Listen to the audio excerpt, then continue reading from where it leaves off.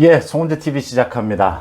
두 달여에 걸친 국민의힘 대선 후보 경선 이제 마무리가 됐습니다. 결과는 내일 오후 2시 전당대회가 열리니까 3시쯤 발표가 될 것으로 보입니다.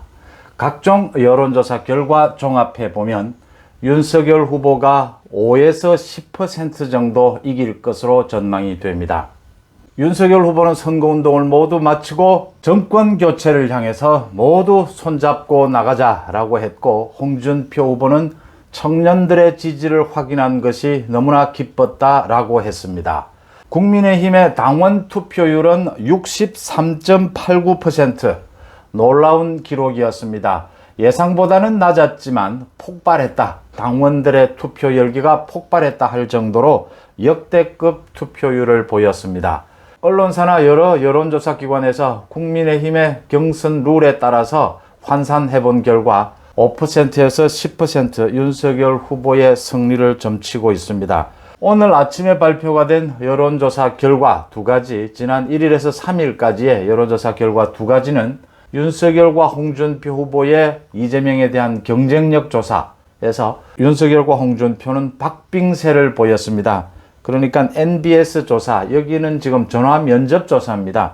NBS 조사에서 윤석열, 홍준표 각각 27%. 그러니까 이번 주 들어서 윤석열은 7%가 올랐고 홍준표는 2%가 올랐다.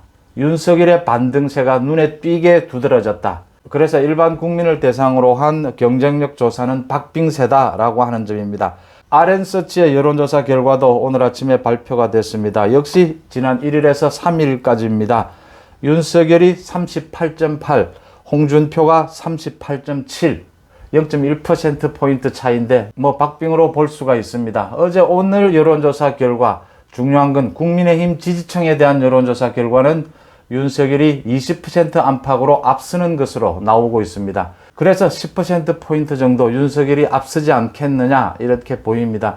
윤석열 후보 측에서는 10% 이상 앞설 것이다 라고 하고, 홍준표 후보 측에서는 5% 이상 앞설 것이다 이렇게 얘기를 했습니다.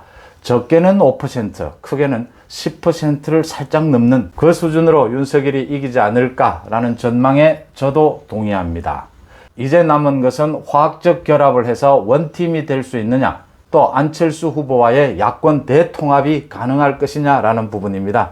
안철수 후보의 지지율이 지금 현재 4에서 5%인데 사자 대결로 붙었을 때 내일 국민의힘 전당대회가 끝나고 나면 안철수 후보의 지지율도 살짝 올라가지 않겠느냐 이렇게 보입니다. 그러니까 윤석열 후보를 지지하는데 머뭇거리는 그런 유권자들이 이제 안철수 쪽으로 눈을 좀 돌리지 않겠느냐 이렇게 보입니다.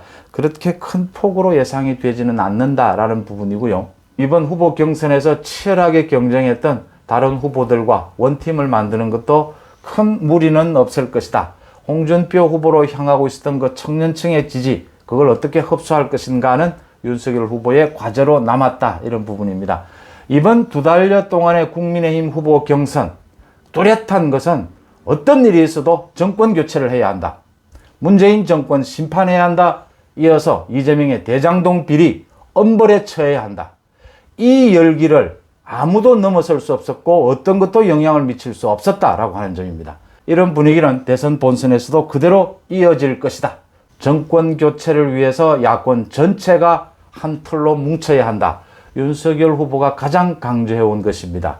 이재명의 대장동 비리 어떻게 엄벌에 처할 것인가, 특검으로 처할 것인가, 이재명의 지지율이 하락하면서 이재명이 후보를 사퇴하는, 중도에 사퇴하는 그런 결과를 낳게 될 것인가. 남은 것은 이제 윤석열 후보는 앞으로 남은 4개월 동안 본선에서는 윤석열 자신과 싸워야 한다라고 하는 점입니다. 내일 전당대회가 끝나고 나면 컨벤션 효과 등으로 인해서 윤석열 후보의 지지율이 올라갈 것이다. 윤석열이 이재명과 얼마만큼 지지율 차이를 두고 출발을 할 것이냐 라는 부분도 지켜볼 대목이고요. 지금 정권 교체를 바라는 국민들의 염원이 정권 연장도 괜찮다 보다 20%를 훌쩍 앞서고 있다. 그 다음 국민의힘 지지율이 40%를 훌쩍 넘었다. 42% 됩니다.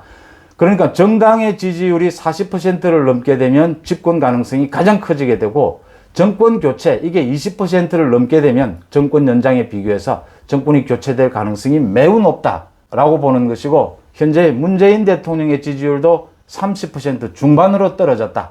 문재인 대통령이 국정수행을 잘 못하고 있다가 60%를 육박하고 있다. 모든 정황은 정권교체를 해야 한다. 정권교체의 주역으로 윤석열이 나서야 한다. 이제 윤석열에게 남은 것은 이재명의 대장동 비리를 척결하고 문재인 정권을 교체하는 길에 많은 국민들의 지지를 끌어들일 수 있는 그런 역량을 보여줘야 한다라는 점이 남았습니다. 국민의힘의 대선 후보 경선이 이제 모두 마무리됐고 내일 전당대회만 남겨두었다는 말씀, 윤석열 후보의 당선이 유력하다는 말씀 전해드립니다. 고맙습니다.